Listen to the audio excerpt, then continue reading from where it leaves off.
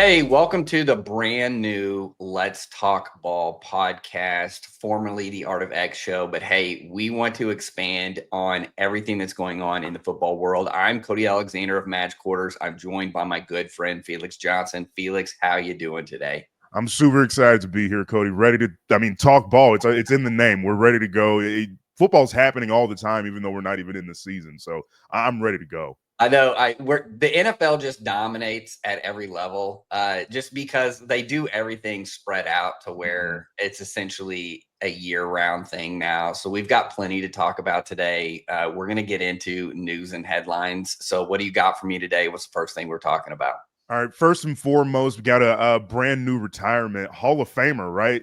Derek Carr. No, Derek Carr retiring after 11 years in the NFL, cutting his Saints tenure in half to about 2 years. This breaks down into a quarterback battle. We'll talk about that for the new head coach, Kellen Moore, here in just a second. But let's talk about Derek Carr real quick. Are you a little bit disappointed in how the Saints tenure went? And then tell me how you feel about Derek Carr as a whole as a player.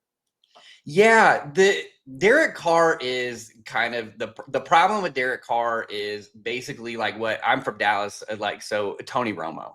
Yeah.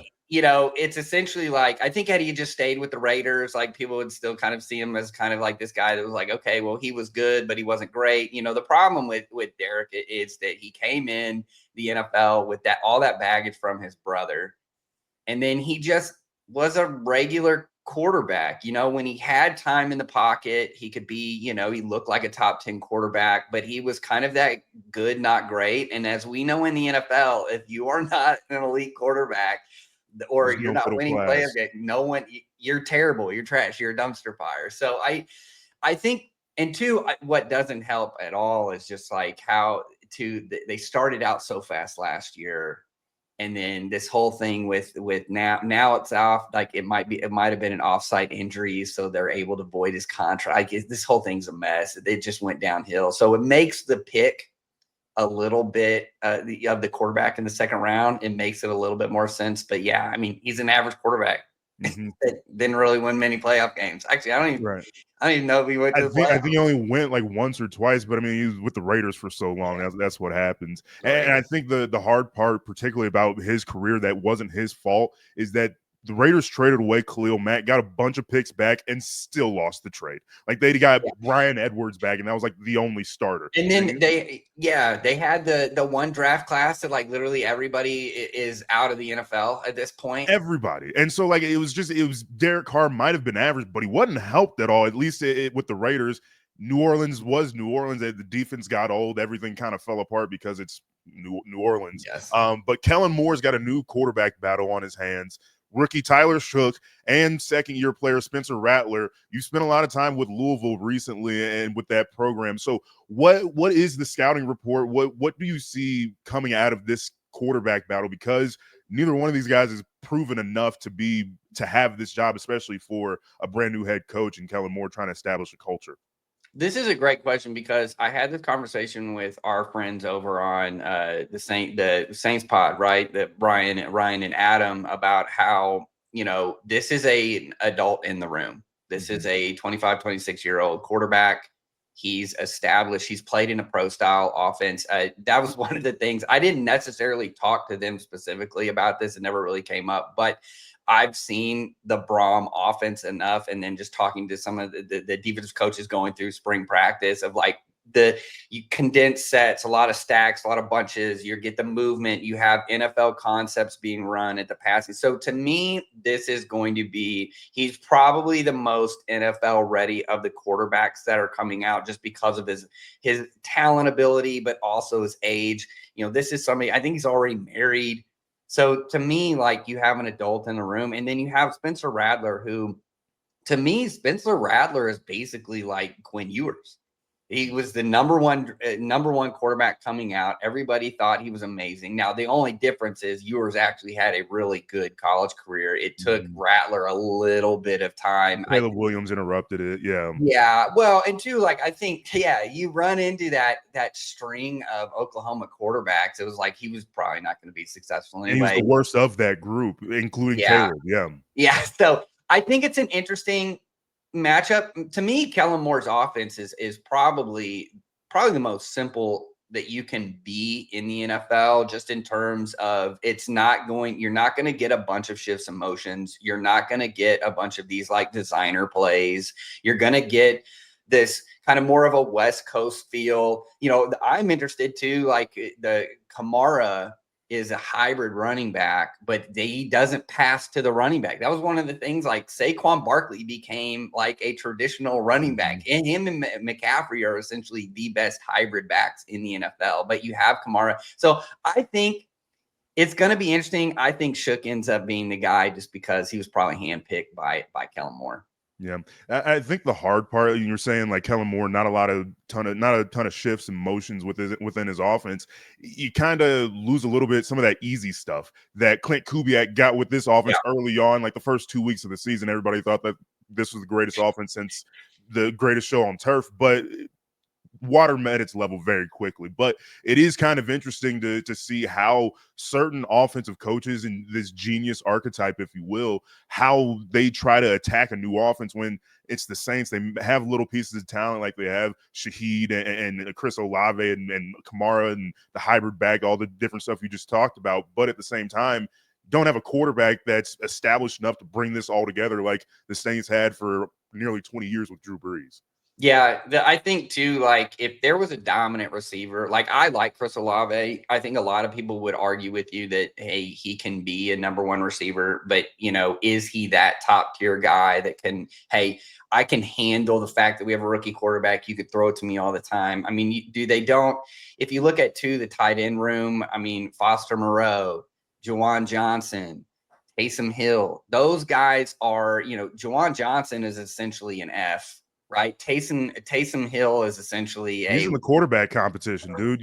Right, he's a wildcat, like the wildcat, and then Moreau's a regular Y, but they don't have that kind of security blanket. Hopefully, Olave can be that, because you're right. I mean, after that, like Brandon Cooks. I mean, Brandon Cooks is getting long in the tooth. Like, do we think that he's going to just now have some resurgence now that he's been in the league over 10 years? I don't think so. And then Rashid Shaheed, he can blow the top off, but.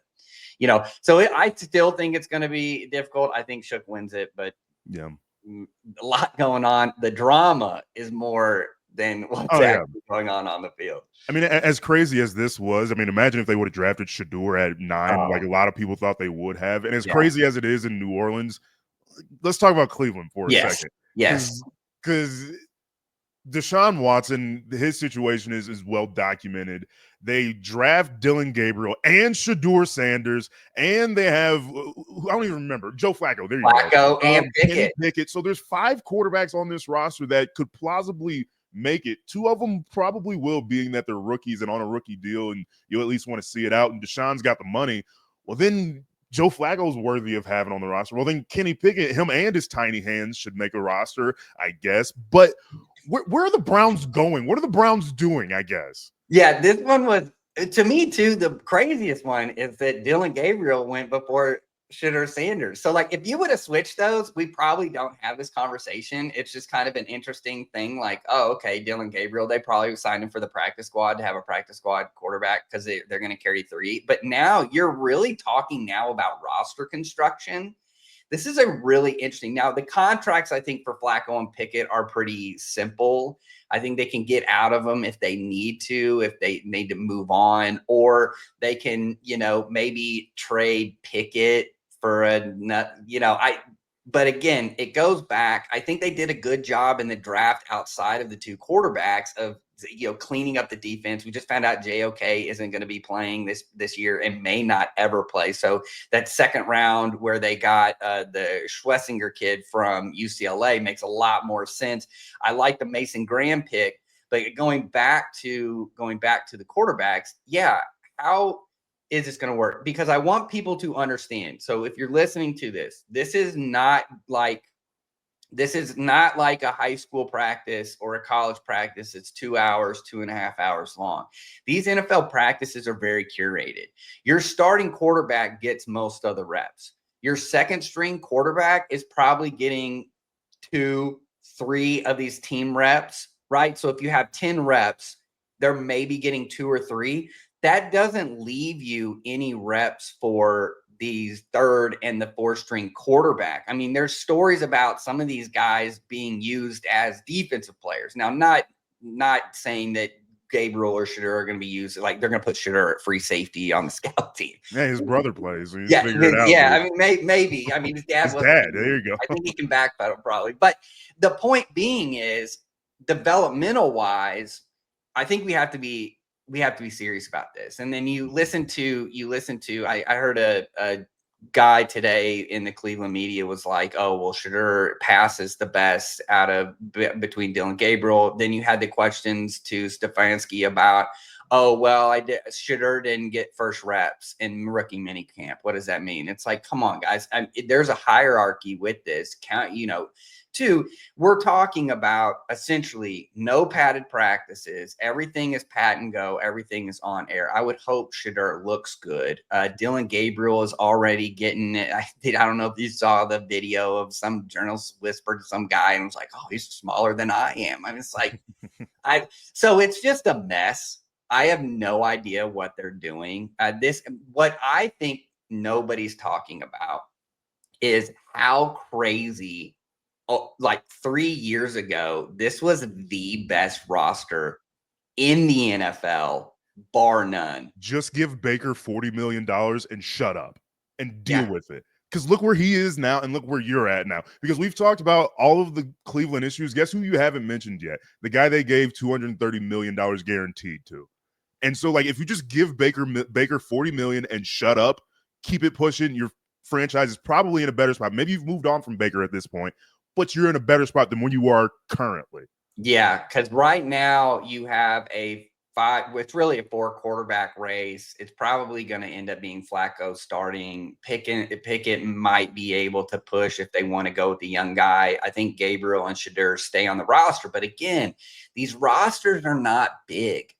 Mm-hmm. You have to have so you're almost robbing Peter to pay Paul in a sense of like, we're going to keep 4 quarterbacks, potentially 5. They'll probably keep him on IR probably the whole season. But you're literally going to have to take someone off of your roster. Who that's going to be, that could come back and bite you later in the year, especially if you're pushing for a playoff. Let's say Flacco plays really good or Pickett plays decent enough. The defense actually starts playing back to what it was 2 years ago. You're kind of in that 9-10 win range. You get somebody hurt, now you have to kind of, what are we going to do? So I think it's very interesting, the whole deal. But again, it's the Browns. So it's Cleveland. It's just Cleveland doing Cleveland things. And they've been doing Cleveland things since we were kids, or you were a kid, since I was a kid, forever and a half. It's just incredible. But yeah, shifting gears here, want to talk about the winners and losers of the NFL offseason.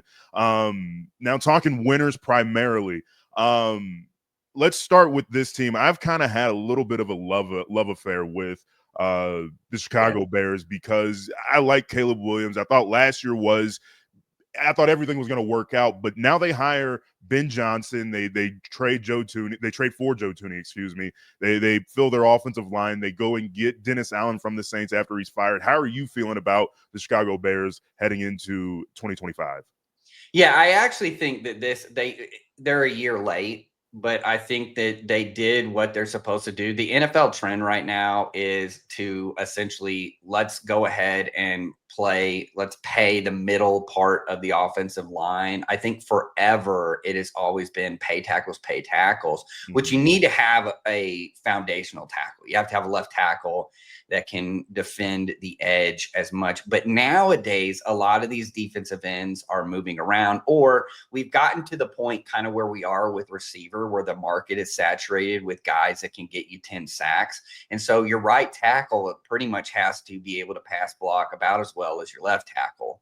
And so now what you get is you have to be able to kind of help the pocket out. The best way to do that is to create an interior offensive line that really sets that fence high for that quarterback. So the actual depth of the pocket is set by these 3 interior offensive linemen. If you don't have that, the worst pressure, go back to all the times. Let's talk about the GOAT, right? Let's talk about Tom Brady. Think about all the times he looked like right up the middle. he didn't look like the greatest quarterback of all time. It was always pressure in his face. Quarterbacks hate that because they can't see anything. And then if you're a running quarterback, you're constantly moving, right? So the point to that being is, I think they did a really good job of going ahead, getting those three guys inside. They like their tackles. And then going and getting him a tight end, Colston Loveland, who is essentially, he is the modern tight end, right? He can line up on the line. Is he a tight end? Yeah. And I like Cole Kmet. So this is, I think the one thing that they're not going to have is that swing tackle that they can line up in 12T or 13T, which is one thing that Ben Johnson did probably more than anybody, was how many 6 offensive linemen formations that they had. I like Dennis Allen coming. Look, Dennis Allen's probably going to be one of those guys where he was a better defensive coordinator than he was a head coach. And I think that his system that he had in New Orleans translates really well. So yeah, I agree with you 100%. When we're going winners and losers, if you look at the offseason, the draft wise, what they got, I like Luther Burden. I thought they got a steal in the second round. A lot of people feel really high on him. Colston Loveland. And again, to me, the biggest part here is the 3 interior offensive linemen. Absolutely. And you look at Ryan Poles, their GM, comes from Kansas City. He trades for Joe Thuney from Kansas City. Caleb Williams, what's his archetype? Kind of like Patrick Mahomes. We'll see if he can develop further into that. Go get yourself a Steve Spagnuolo type, a fired head coach who's probably working better as a defensive coordinator. Get yourself a new offensive genius. Hopefully Ben Johnson can be that Andy Reid type. So it's a copycat league. What has worked the best in the last 5 years in the NFL, it's in Kansas City. Go get yourself an executive from there, and then, I mean, I got them behind me. They're the best team in the league. I don't care what the Eagles have to say. I don't care about the stupid trophy. But all right, moving forward to another team, a team that had a dynasty at one point, but leaving a crater of a legacy. Bill Belichick couldn't draft basically towards the end of his career. Didn't leave Gerard Mayo anything. He gets fired, but the Patriots bringing in Mike Vrabel, drafting Will Campbell. How do you feel about the entire rebuild of New England over the past offseason? Yeah, because it's essentially the same story for Chicago, right? You're a year late. Like, you should have done this last year. Why you didn't hire Vrabel last year? They had one of the highest cap spaces in the NFL, and they essentially went out and bought a bunch of players, right? Stephon Diggs, we'll see. They got Mac Hollins, who had a good year in Buffalo. As we know, Buffalo's kind of like the Packers. There is no number one receiver. He kind of went off a few times. I do like Will Campbell. Again, we go back to, you have to have a left tackle in order to be able to kind of solidify that line. Go out and get Garrett Bradbury, Morgan Moses from the Giants for that right tackle spot. So they've completely rebuilt the offensive line. I think the more important thing is that they went out and got Vrabel a defense, right? They went and got Milton Williams.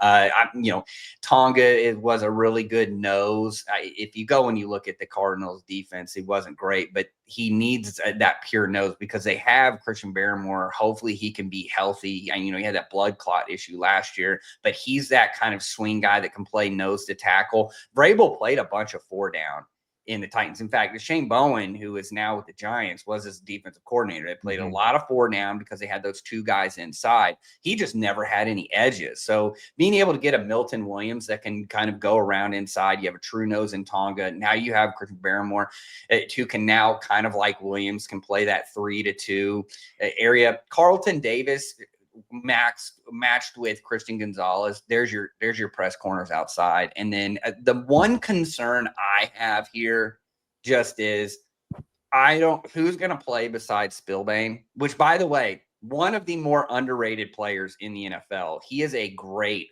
box linebacker. So to me, you look at this, they've now gone and they've rebuilt. They essentially just have said, let's spend as much money as we possibly can. We'll get some guys in the draft.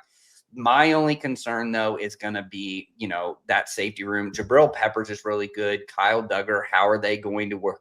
How are they going to work out?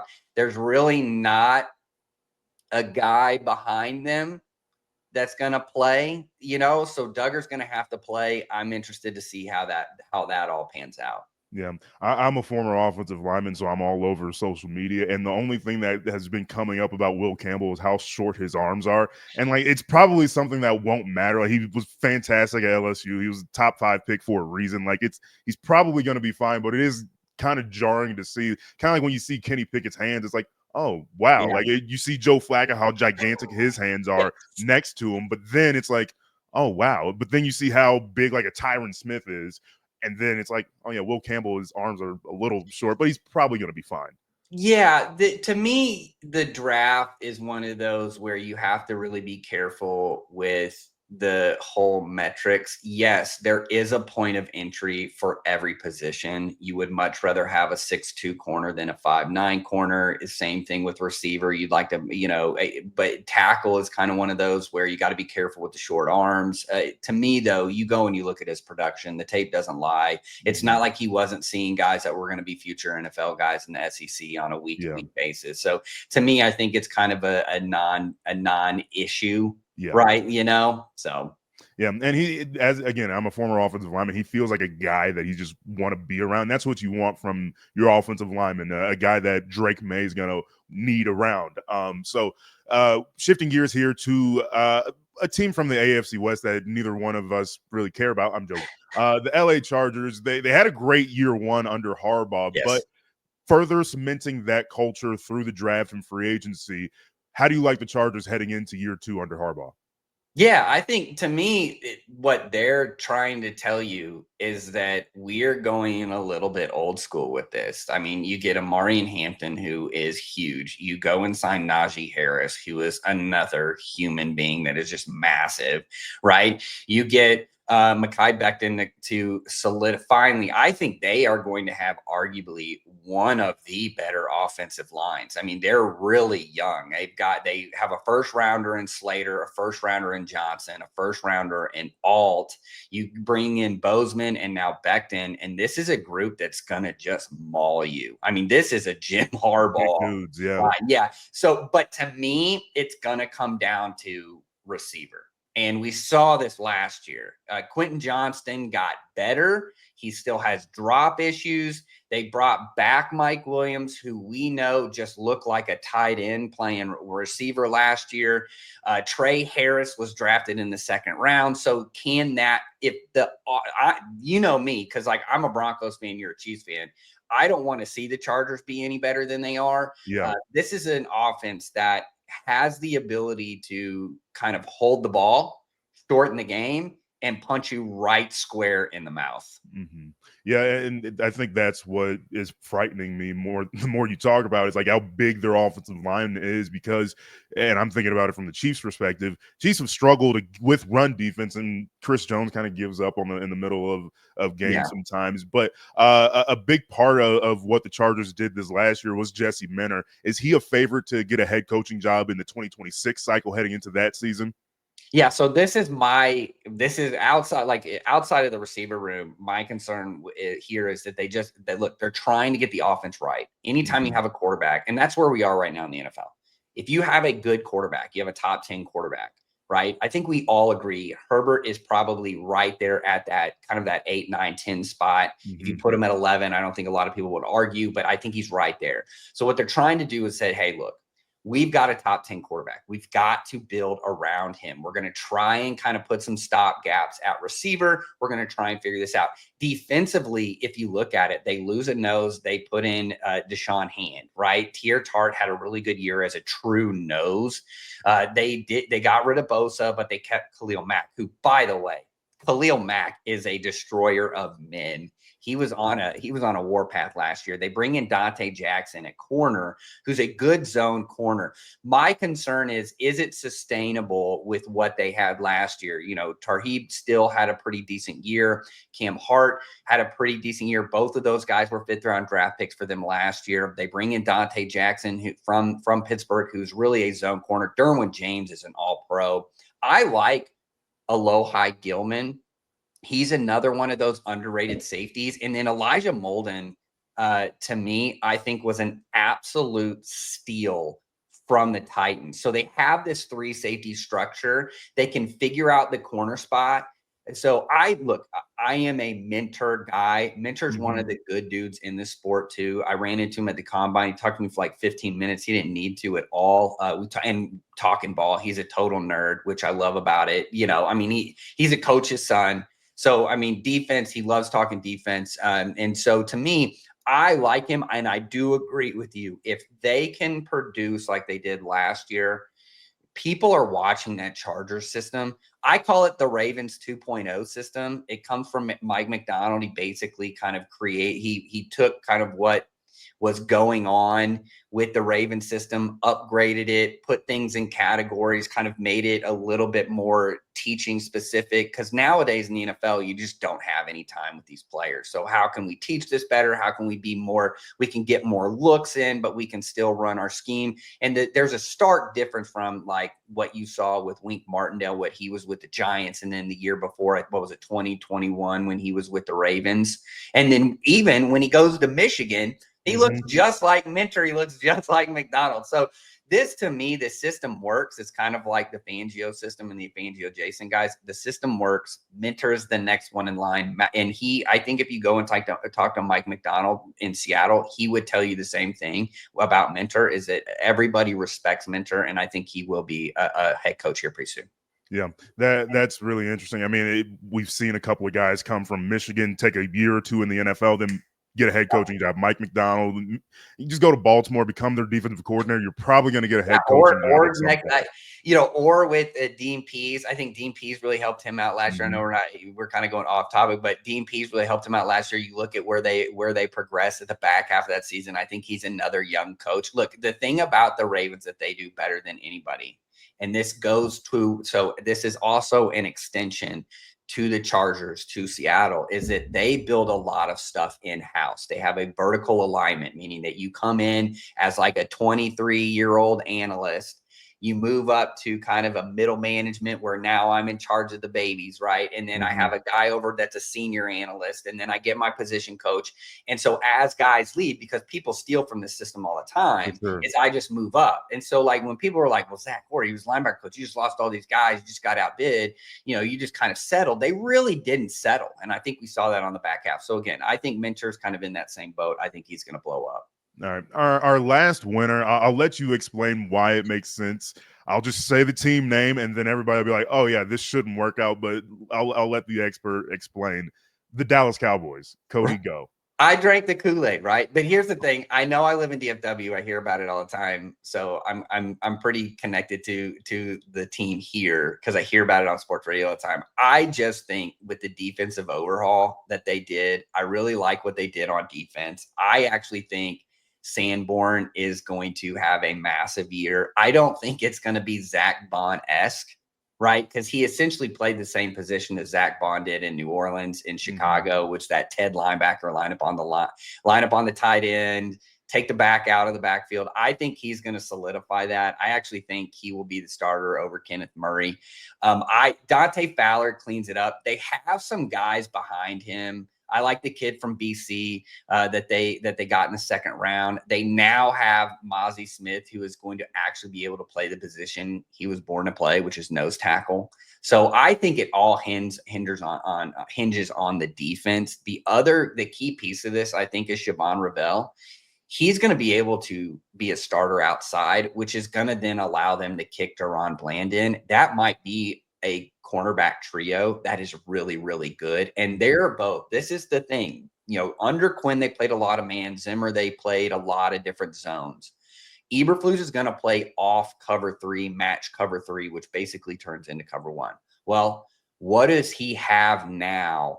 At that, he's got a press corner, zone corner in Ravel. He's got one of the better off-ball corners in Diggs. He's got one of the better off-ball corners in Deron Bland. It's a perfect fit. If you go and you look at what Ravel did at ECU, a lot of quarters, a lot of off-ball. He played different techniques. I think it's actually going to be pretty good. Now, as you know, and we talked about this before, George Pickens, I actually think this works. You have a kid that now has zero pressure on him. It's CeeDee Lamb's team. He doesn't have to be the dog. He doesn't have to be the alpha. He can come in, just play football. As long as you're not getting us a bunch of 15-yard penalties, I think you're fine. you can't double CD now. I'm going to have to keep a safety on your side because he's the best deep ball guy in the NFL. One of them. He's at least top 5 in the NFL on deep ball. So to me, I think this works. It all hinges, though, as always, it all hinges on Dak being healthy. Now, tell me why I'm wrong, Felix. I'll tell you why you're wrong with a question. Who's the head coach of the Dallas Cowboys? Schottenheimer. No, it's not. It's Jerry Jones. Yes. Okay. And it sounds like a broken record being a critic of the Dallas Cowboys, and like they've been a decent team because Dak Prescott is a decent quarterback whenever he's healthy, but it's Jerry Jones's fault if it doesn't work because it's always his fault. Like, I mean, it's unfortunate, but it's always his fault because it's always his fault. And that's, I hate saying it, but it's still the problem. No, you're 100% correct. I mean, even with the whole deal with the running back deal, you can always find a really good guy in the 5th round. They got Jaden Blue. Miles Sanders is coming over there who, he's kind of fallen off. Javonte Williams is another one. So to me, Sanders and Williams are both guys that have kind of like, they're at the twilight of their careers or they've kind of passed their prime. Can Jaden Blue, who was, highly respected out of Texas, can he be one of those 5th round magical guys? I don't know, but you're right. They didn't go and actually get them a running back that they need. I think that this is, to go back to the old KC days, I think this is going to be 12 personnel, 3 yards in a cloud of dust. Let Dak kind of pick apart teams when they need to, move CeeDee Lamb so they can't double them. To me, it's going to hinge on Dak being healthy and the defense coming together under Eberflus, who has been a pretty good DC when he's just been calling defense. Yeah, I think Eberflus could help that defense out a lot. And I mean, like you're saying, as long as Dak's healthy, you're probably fine. Right. Let's run over to the losers real quick. Heading over to the NFC West, the Seattle Seahawks. Tell me why they're losers of this NFL offseason. Well, you look at this and look, I'm a big Mike McDonald fan. I think the defense is going to be great. DeMarcus Lawrence picking him up.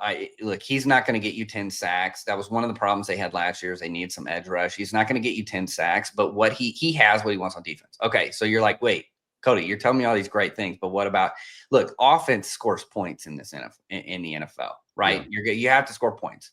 And defense is going to win you championships. Offense is going to win you games. You got to win games in order to get into the playoffs. To me, Sam Darnold, is he going to be the same as he was in that highly curated offense for him with the Vikings? You get Cooper Kupp, who's on the tail end of his career. You get rid of DK Metcalf, who I think if you're going to have a pure slot guy like Smith and Jigba, you have to have an outside presence. Like a deep threat guy. For sure. So it didn't really make sense to me that they got rid of him. You're 50-50 on Darnold. You go and you look at kind of who did they draft? They got a bunch of, I like the kid Amani Worry from South Carolina. But again, I'm talking defense.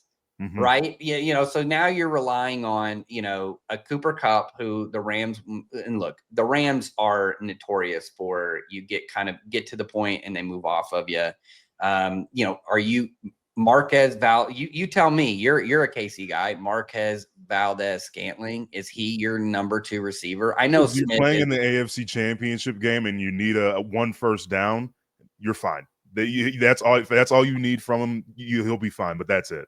Yeah. So to me, I mean, a lot of people really like the guard that they got. I don't see it. I think that you're looking at another 9-win season, 8-win season, with your defenses slowly progressing and getting better. But, to me, are you going to win a bunch of games 17-14 in the modern NFL? I just don't see it. So to me, I think you a little bit of a loser here. And there's teams with higher floors than their ceiling. I mean, you like Arizona coming into next year. Yes. We know what San Francisco can do. We'll see what Shanahan can cook up. And then with LA, I like McVay and Stafford. That's probably the best quarterback coach combo in that division. So at least in that division, you're just kind of feeling 4 out of 4, even though you're probably okay in other divisions, but you're in the West. Now crisscrossing the country, going to the East, AFC East. The Miami Dolphins. You haven't been a big fan of Miami in a while. Why? It's a meme offense. You watch the offense, and now some games it looks great, but that's because they're playing like a defense coordinator is trying to run a bunch of country coverages. And they're not trying to country coverage just means like they're just trying to run just pure zone, vision zone. Tua is really good in the middle of the field. He can't throw outside the numbers. People have started to kind of specialize their defense. In fact, if you go and you watch the Bills, you go and you watch some of these other teams that play a lot of cover two, they see the most cover two in the NFL. What they're doing is they're essentially locking the corners outside and saying, we're going to play man coverage on Hill and Waddle, and we're just going to pack the middle of the field, and Tua's not going to have anything. And so what you get is a bunch of perimeter screens.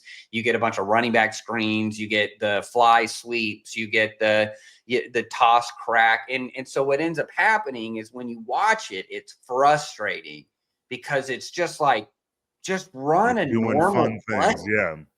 Just run a normal play. You have these guys that can blow the top off, or if they're running a deep crossing route and you catch them in man, you can do it. But it's like too much east-west. Just go forward.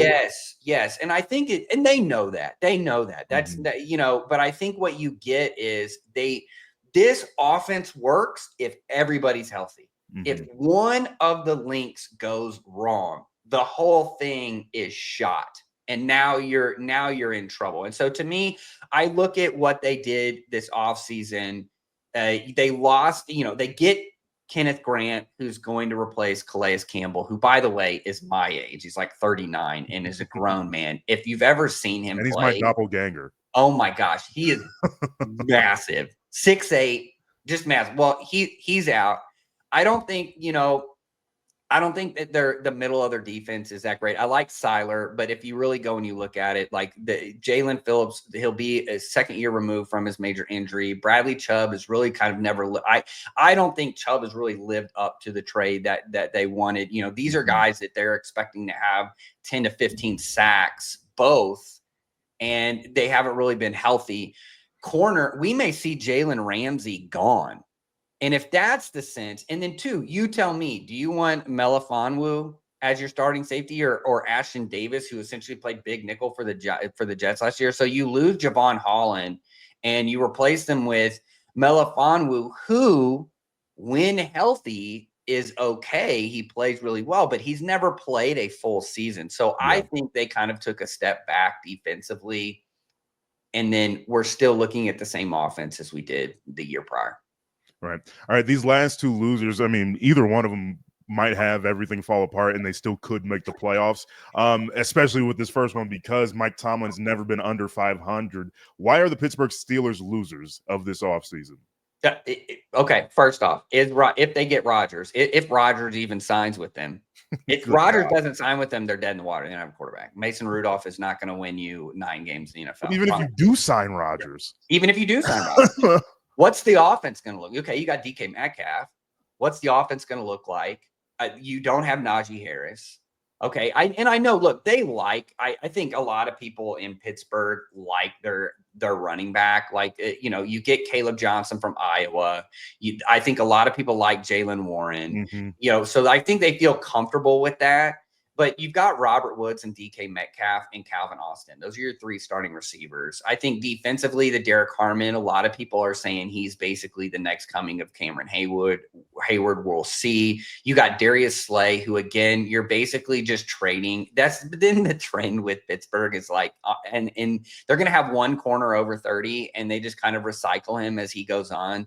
They don't really have Beanie Bishop plays well at nickel at times, but to me, it really comes down to, is the defense going to change? And I don't think it is. It's going to be dog 3, 5-man rush, play cover 3, match fire zone in the back, play a little bit of cover 1, and hopefully TJ Watt can get 20 sacks. And I like their edges. I like their if you go and you look at it, they have a decent defense, but it kind of gets to the point where they're almost like Gus Bradley-esque, where they just run 4 down cover 3, right? When he was with the Colts, they only do one thing.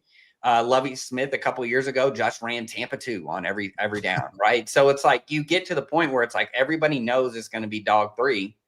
And so what do you like? How do you expand off of that? They started doing some non-traditional Tampas, which is basically like moving guys around, getting a single high, having the safety play, the post. So they were doing some things like that. But to me, I think that's now part of the ecosystem now. I think people are comfortable with that. So yeah, I'm, only added Slay on defense. The Harmon kid is a rookie, so we don't know if he's going to be good. You lost Najee, who was kind of a battering ram. And then who's going to be your quarterback? And is Rodgers at what is he, 41, 40 something? Is he going to be the answer? And he's not even there. He's not even around.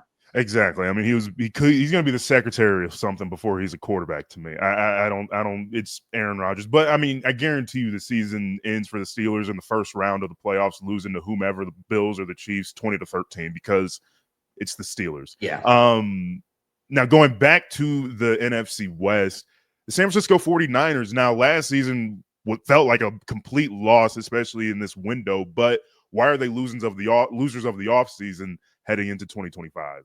They lose Hufanga and Greenlaw. And look, Greenlaw hasn't really played very much since the Super Bowl when he tore his Achilles. But I think like him and Werner were so good together. Hufanga is just a battering ram. They really like the kid that they've got right now there. That is kind of the other the Mustafa kid. The problem with him is he's like Hufanga. He's hurt all the time, right? So you've got, they brought in Trey Brown from Seattle. Trey Brown got bait by Josh Jobe, who Seattle's constantly trying to find a way to not play. So to me, I don't really like that. Love the Renardo Green kid from Florida State. Love Lenore at nickel. I think that's really good. But it goes back to the same problems we had last year. What is the defense going to look like? Okay, you brought back Saleh. So it's like, we're going to run it back. We're going to bring him back. We're going to go with him. He's going to get us back. There's people get mad at me because I call it the Shanahan defense. It's really just a variation of the Pete Carroll defense that they've kind of modified to be a wide 9, 4-down nickel defense that runs a lot of quarters, runs a lot of cover one. But he has a very specific aesthetic that he wants. What ends up happening with this is that for a long time, they essentially had, what was it, like 2 years ago, they had like 8 first-round draft picks at the D-line. And they just recycled over and over. Yes. And so you just keep going. So basically what you're saying is you're really relying on Michael Williams, who you just drafted, and Nick Bosa playing almost, 700, 800 plus snaps at defensive end, which is that's not what you want. Inside, you're relying on 2 draft picks from this season to go with Kevin Givens, who, again, he's pushing there, and then Jordan Elliott. To me, I look at this. I like Fred Warner. I like Lenore. Everybody else around and Bosa, obviously, everybody else around him is like, can they stay healthy? What are they going to look like? So to me, and then let's talk about the offense. Brandon Ayuk's coming off of a major knee injury. We know he probably won't be full go until then. What are they going to do now? Can Christian McCaffrey stay healthy? To me, that's going to be the thing. So we look at this. Is Brock Purdy the guy? Yeah. Yeah. Is Brock Purdy the guy? Yeah, so I think they're going to end up signing him, but you kind of put the pieces together. The Shanahan defense, what's this going to look like? You've been messing around. Is this one of those where it's like Philly, where, we finally got the guy? We've been trying to run Fangio. We finally just went and hired Fangio. Is this going to be one of those situations where I've been trying to run the Saleh? I wanted Saleh as a DC. Now that he's not the head coach, I bring him back. They don't have Debo, which is kind of that guy. I know they like Pearsall, but, Pearsall isn't going to be lining up at running back to create mismatches. That's what they're so good at and what they do. So young D-line, to me, Seattle and the 49ers took a step back. I think the Rams and the Cardinals, especially the Cardinals, are going to take a step forward.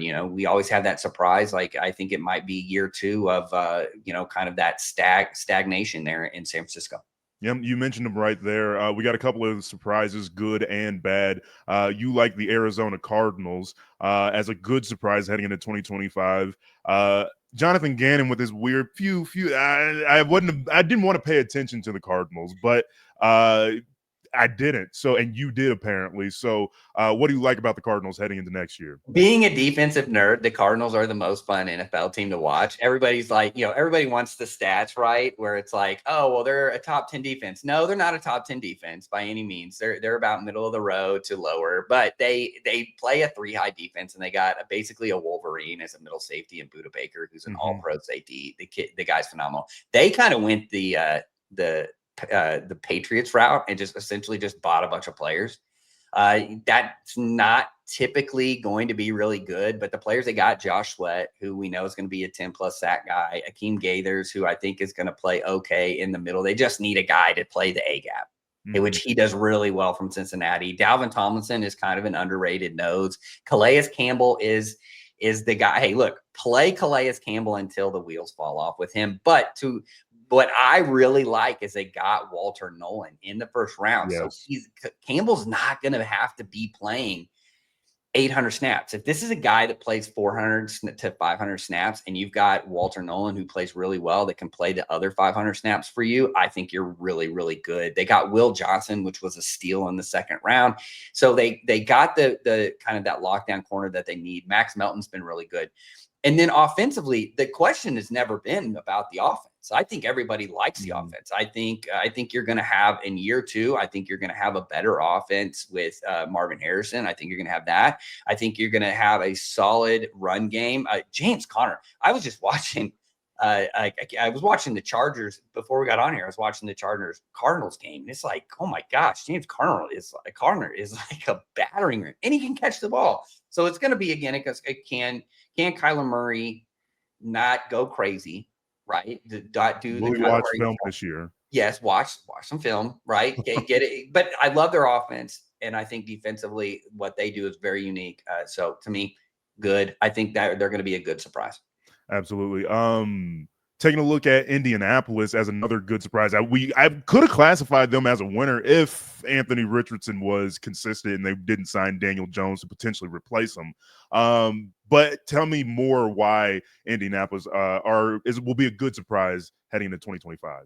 Well, I like Lou Anarumo. I just think that they just got that roster just flipped on them really quickly. They had problems at safety. I think that they had some issues there. They can't figure out what they want to do at the safety room. They couldn't figure it out. He kind of lost steam. I do like Cam Bynum coming over from Minnesota. I thought he's a really good deep safety. Nick Cross is a really good down safety. Jalen Jones, I don't think a lot of people realize this, but Jalen Jones had a really good season last year at corner. He's a good zone corner. And then who did they add? They added Charvarius Ward. That's one of these guys that a lot of people haven't talked about. Charvarius Ward is now going to be in Indianapolis, I think, with Jalen Cross. And then Kenny Moore is arguably one of the better nickels in the NFL. And they have my sleeper pick from the draft that I was really high on is Justin Wally from Minnesota, another zone corner. I think is going to be really good. So I really like what they did. I think that defensive line is only going to get better. They've got some decent linebackers. I think in that Anarumo system, I think it's going to be good. Tyler Warren gives them a tight end. Again, I think they're going to be better. The reason why I put them as a winner or a surprise guy is, like you said, we didn't put them in winner because we have no idea what that quarterback situation is going to be like, but a surprise that if they can stabilize the quarterback room, and they can do that, they're in the South. So all they got to do is probably win 9 games. So they may be a surprise team to look at. Yeah. If the Texans don't win the South again, and like if the Colts are what they were last year, or Anthony Richardson gets worse, or whatever the case may be, it would be a shame. But like you're saying, the South is a very winnable division in both conferences. Shifting to the bad side of the surprises, I don't know if I agree with you full-heartedly on this one. The Minnesota Vikings, I like J.J. McCarthy. I think he has an opportunity to be really good. Kevin O'Connell, all of the weapons they have, Brian Flores handling the defense, didn't get a head coaching job, not yet at least. Tell me why you're not going to be shocked by the Minnesota Vikings like you were this past year. Yeah, I'll go real quick here. I just think, I like the Jonathan Allen pick. Javon Hargrave is essentially a quick three that they picked up. Isaiah Rodgers, they're still trying to figure out the corner spot opposite of Byron Murphy. Blackman's coming off of a major knee injury. Is he really going to be the starter for you?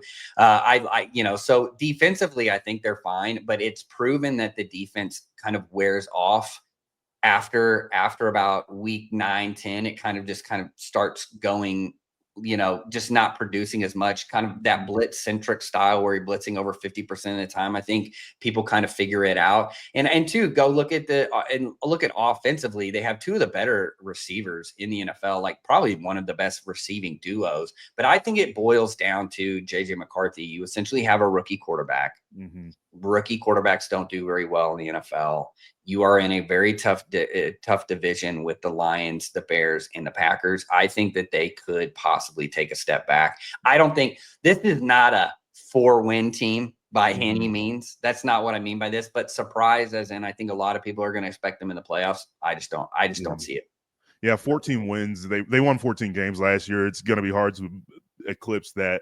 Last one here, Cincinnati on the bad side of the surprises. Defense is the biggest question for them, but they didn't do themselves any favors over the offseason, did they? No, and I mean the one thing that everybody in Cincinnati is saying is like we need to rehaul the defense. You brought in TJ Slayton from Green Bay, who's decent inside. You get Shamar Stewart, who a lot of people are saying is going to be boom or bust. You have, again, you drafted a linebacker in the second round, which is not a sexy pick. So that's what you added to on defense, with a defense that needs to kind of figure out what it wants to be. Al Golden's going to be the defense coordinator. It's going to be some sort of a hybrid 3-4 where they're going to bounce from odd front to even front, a lot of cover one. One thing that this secondary did relatively well last year was play some cover one, but they're essentially taking the college model of we're going to try and score 40 points a game. Hopefully the defense scores, 40 the opponent scores 40 and then we move on, and then all the money's on offense. And so they've kind of gone in that direction in the NFL of where, hey, look, we're just going to build on offense and then we'll figure it out on defense. Hopefully hit on some guys in the draft, and then, we'll move on from there. And hey, the other thing too is Trey Hendrickson came out the other day and was like, I haven't heard from them in a draft. That's a problem if he doesn't play too. So to me, I think is surprisingly bad this year, even with everybody around on offense. Yeah, that is rough. That'll conclude our winners, losers, and surprises. Our winners are the Chicago Bears, the New England Patriots, LA Chargers, and the Dallas Cowboys. Losers are the Seattle Seahawks, Miami Dolphins, Pittsburgh Steelers, and San Francisco 49ers. And the surprises on the good side had the Indianapolis Colts, Arizona Cardinals, and on the bad side, the Minnesota Vikings and the Cincinnati Bengals. Yeah. So tell us where we're wrong. I would love to know. I just, because this is one of those things, man. The NFL is such a game of attrition, and you never know what's going to happen. This is why I keep coming back. I'm very interested in it. I love the team building aspect of it, which is kind of the way that I went when we were making this list. I kind of was like, okay, team building wise, who do I think is going to be a little bit better than people expect? Who's going to be a little worse? So I thank you for joining us on the very first episode of Let's Talk Ball. We've got more coming each week. I think next week we're going to break down the NFL schedule, tell you who we like, who we don't like, and then where the media is wrong on some of these games. And then how about we may even dive into, I think the Vikings have to essentially spend like a whole month in the UK, Ireland area. So in the Isles. So we'll see. We'll talk about that next week. Thanks for joining us again on Let's Talk